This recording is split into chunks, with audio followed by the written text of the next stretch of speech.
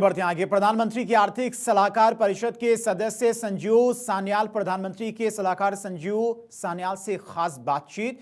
PM के आर्थिक सलाहकार परिषद के सदस्य हैं संजीव सान्याल। क्या कुछ उन्होंने बातचीत के दौरान कहा है, सुनाते हैं आपको। Have a debate about inequality, but to say that and we can see, but Shamika Ravi has done a huge study on this, looking at all the latest data available. And one of the things she makes is that consumption levels at the bottom deciles is where over the last decade there's been huge expansion. There is no doubt that the bottom deciles are able to consume a lot more than they ever have. But it's premium consumption, right? No, but the bottom level is not doing premium consumption by definition. So, so premium consumption is doing well, but no. So the point I'm making is the bottom is doing perfectly well. That's the point being made. That is precisely the point being made in Shamika's report, and that is based on a large-scale consumption surveys that were done. There is no better consumption survey that exists.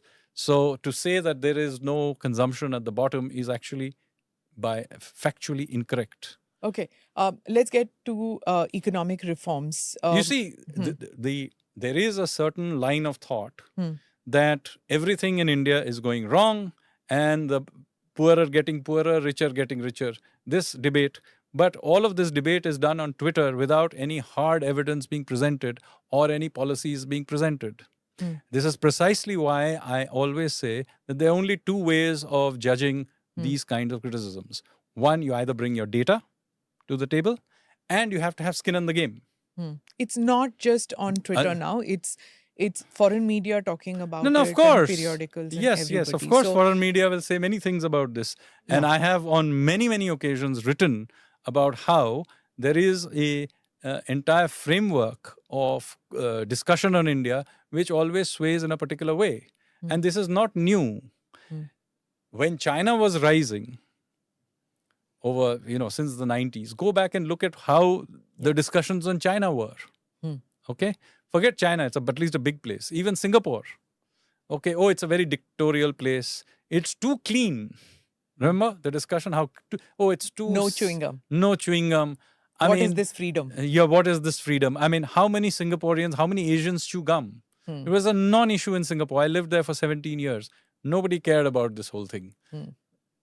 And nobody in Singapore is claiming that it's too clean. And certainly in India, we would love it to be as clean as Singapore. So, at that time, in fact, quite interestingly, the Prime Minister, Lee Kuan Yew, the first Prime Minister of Singapore, he had it somewhere in the 80s commented that we do allow foreign journalists and media into Singapore to report on what is going on here. But we do not want them to be a participant in what goes on here. They can report it, but without being a participant. And unfortunately, many of these debates very clearly show that there is a certain colonial view that foreign media has some role in civilizing us. And this is what my objection is. And I have repeatedly shown whether it's these indices run on democracy and freedom and so on. And some of them are just blatantly one-sided. And why are they one-sided? Well, I think to some extent, it's a passage that we have to go through to come of age in the sense that when you begin to emerge as a power, we should expect existing powers to behave in exactly this way. If we are not a threat to them in any way, then, that means we are not emerging.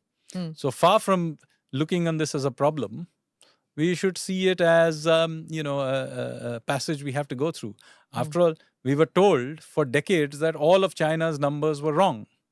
Till it turned out that China, even if it was fudging along the way, there was no doubt that China emerged as a very serious power. And the fact is now, and in the manufacturing and exports world, it is by far the largest player in the scene. So how do you counter it? Do you counter it by the Singaporean way of doing things or the Chinese way of doing things? So one of it is you do counter it, like I have. Or just ignore it? Well, you cannot ignore it entirely. Yeah. Because what happens is that if you completely ignore it, then what happens is that one, it settles into the narrative. and then there is a price you pay for it. For And example, it gets picked up by the LLMs and it'll become the yes, narrative yes, absolutely because of absolutely. AI. Yes, not just, yes.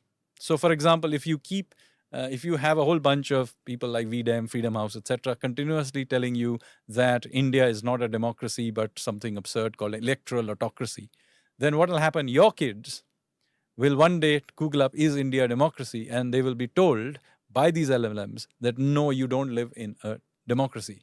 And so there is an important thing here that you do need to push back against these things. And this is one of the reasons I wrote a series of working papers, newspaper articles, and etc., debunking some of the ways and the methodologies that are used to do this narrative.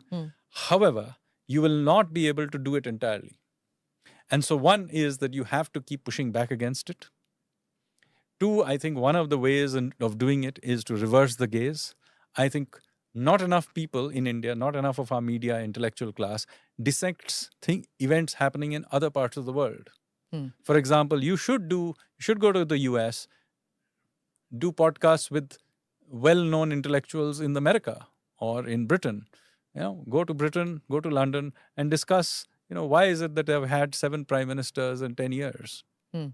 Interesting thing to discuss. Democracy not working. Democracy not working. working in We are the very UK. concerned about this situation sitting here in India about how democracy in the UK is breaking down. So I think there is an important role to be played by doing all of this, because this is one way of pulling